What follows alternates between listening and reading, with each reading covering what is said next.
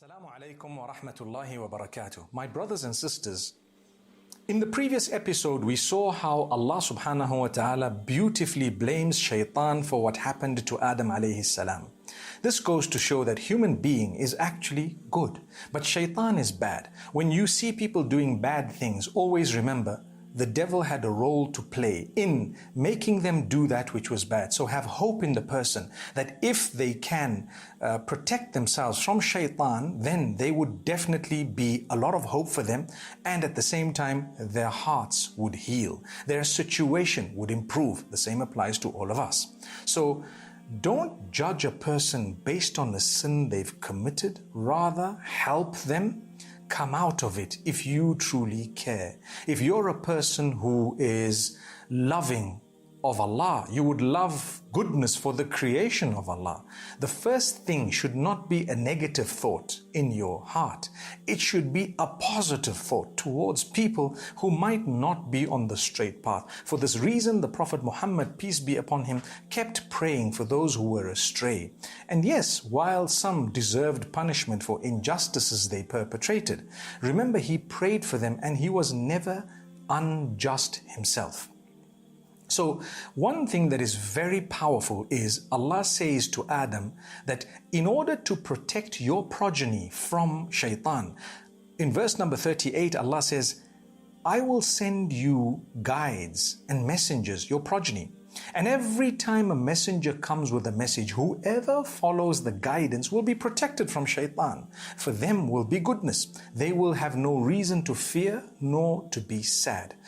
فَإِمَّا يَأْتِيَنَّكُم مِّنِّي هُدًى فَمَن تَبِعَ هُدَايَ فَلَا خَوْفٌ عَلَيْهِمْ وَلَا هُمْ يَحْزَنُونَ. Every time guidance comes from me, whoever is going to follow that guidance will have no reason to be fearful, nor will they have reason to be sad.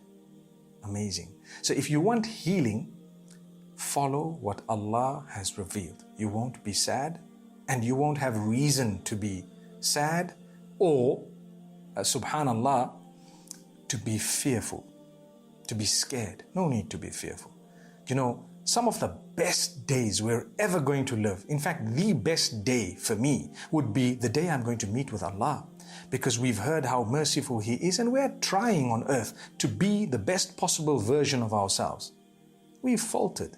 Adam alayhi salam has faltered. Allah forgave him and told us, I'll continue forgiving you for as long as you realize you've done something wrong, you feel that you did something unacceptable, you sought forgiveness from me and you tried your best never to do that again. Subhanallah. Once that happens, and it means you believe in Allah. When you believe in Allah, there is hope, a lot of hope. Hope for the day that I'm going to meet with Allah. Hope for the day that I'm going to die, actually. Subhanallah. A lot of hope. People may miss me, but just for a short period of time, because Allah will unite them with us in a very short period of time. And we will be together for everlasting bliss. The promise of Allah. Why should I doubt that promise? It's Allah. When we doubt, we don't have the contentment. When we doubt, we will never heal, as we've said in the past. So this is why Allah subhanahu wa ta'ala tells us about Adam alayhi salam. Allah tells us about Shaytan, and Allah says, the guidance we will send to you and follow it. Then Allah makes mention in Surah al-Baqarah, verse number 40, of Banu Israel, the children of Jacob, the children of Yaqub alayhi salam. Allah says to them more than once in the Quran, يا بني إسرائيل اذكروا نعمتي التي أنعمت عليكم. O children of Israel, Israel meaning the Prophet Jacob. O children of Jacob, may peace be upon him. Allah says, remember the favor of mine upon you. اذكروا نعمتي التي أنعمت عليكم. Remember my favor that I favored you with. Now this was at a time when they were going through hardship and difficulty, and also at times when they just came out of the hardship and difficulty. Allah is telling those who have just come out of or who are in hardship say that, remember the favors I bestowed upon you. So many things I've given you. Think about them. I've given you a lot. My brothers and sisters, in thinking about the gifts of Allah during times of hardship, there will be a lot of healing. And there will be much hope. Allah's given me in the past so much. Allah's given me right now that which I haven't asked Him for. I'm breathing, I'm looking, I'm smelling, I'm eating, I'm drinking, I'm clothed, subhanAllah, I have so many favors upon me. Allah's given me the Deen, He's given me faith, He's given me conviction to a great degree. May He strengthen it for me. And He's given us certain number of family members. He may have taken some away, but we still have something. Even if He's taken everyone away from around you, He's still given you the life. He's given you some form of ability. Don't sit back and give up. Because if you give up, that is a source of hopelessness. But when you stand up, look at what you have and go for it. Go for the improvement. Keep trying. Don't ever give up. You lost a job, no problem. Keep going and trying for a better job and a better job. And you trust Allah, He will give you a much better job, either in terms of recompense or in terms of condition, or it's better for you. It might be a stepping stone to something beyond your imagination. But don't give up. So Allah says, remember the favors we bestowed upon you. And we have blessed you, Allah says. So although this verse is revealed to the children of the Prophet Jacob, may peace be upon him, the lesson is for all of us how to heal. We heal by remembering the favors of Allah upon us when we're going through hardship. And by remembering the favors of Allah upon us when we're in days of ease. So what that would mean is, oh, I was going through so much of difficulty. Look, Allah favored me. Look where I am today. Almost all of us, if we look at our forefathers, they had far less than what we have. Today we have much more, but we are less content. So if you are to look at that carefully, you would realize Allah wants you to look back and appreciate how far you've come. Even though you may not have everything you want, or you think you want, or you think might be beneficial for you. But Allah says, haven't we given you so much already?